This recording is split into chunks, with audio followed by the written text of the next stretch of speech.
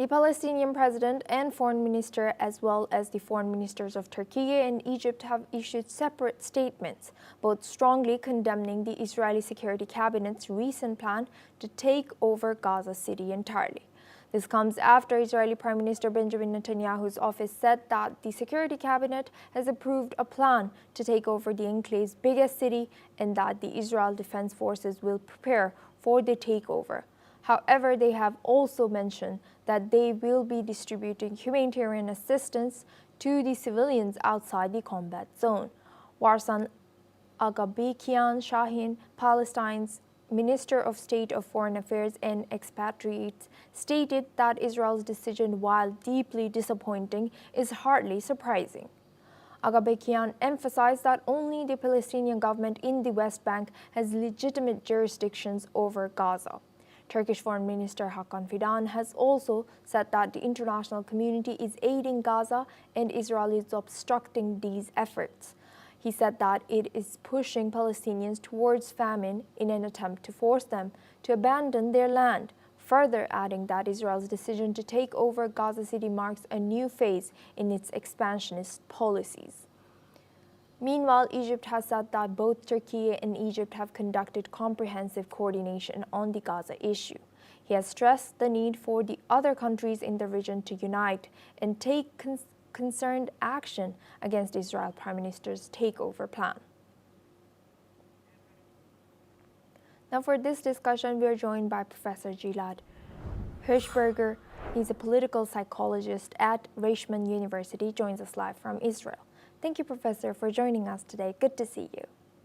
Now, how might this strong condemnation from Palestine, Turkey, also Egypt, does it have any impact on Israel's military and diplomatic strategy regarding Gaza City's takeover?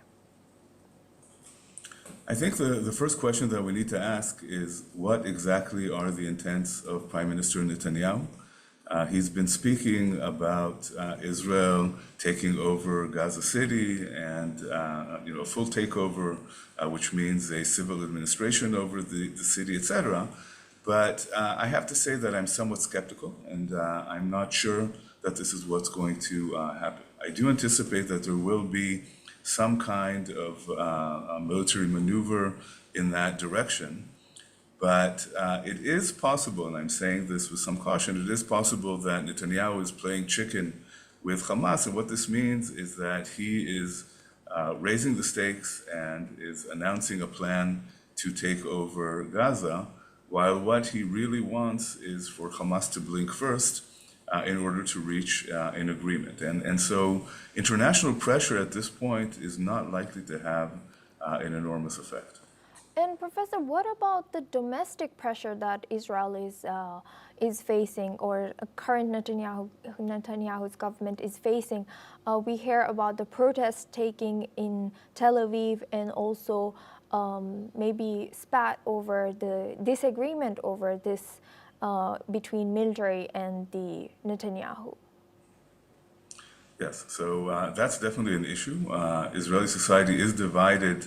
Or actually, I might say that most Israelis, if we look at opinion polls, most Israelis would like the war to be over, want the immediate release of all the hostages. The Israeli military is spread thin.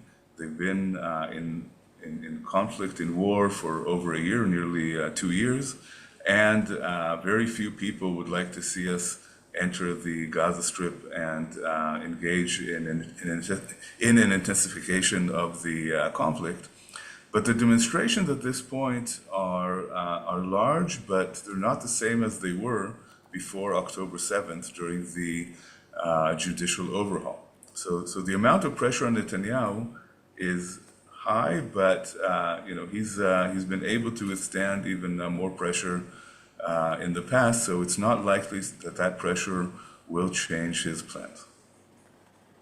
And now this call for other countries to join in by Egypt and Turkey, do you think any other countries will join this condemnation of this plan? Do you think other countries in the Middle East especially?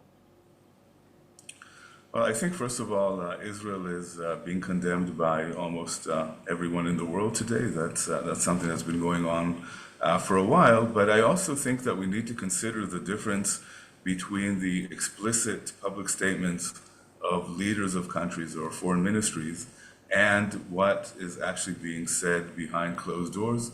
So if we take the Middle East as an example, I'm quite sure that many countries in the Middle East, including the Gulf states and Saudi Arabia, would like to see Hamas removed. These are countries that cannot express that sentiment out loud in public because of their own public that is more supportive of, some of it is more supportive of Hamas. But behind closed doors, they certainly would like to see Hamas removed. So very often the condemnation that we hear in public is not actually what these leaders feel and think. Thank you, Professor, for joining us today and sharing that insight. Now we move on to our next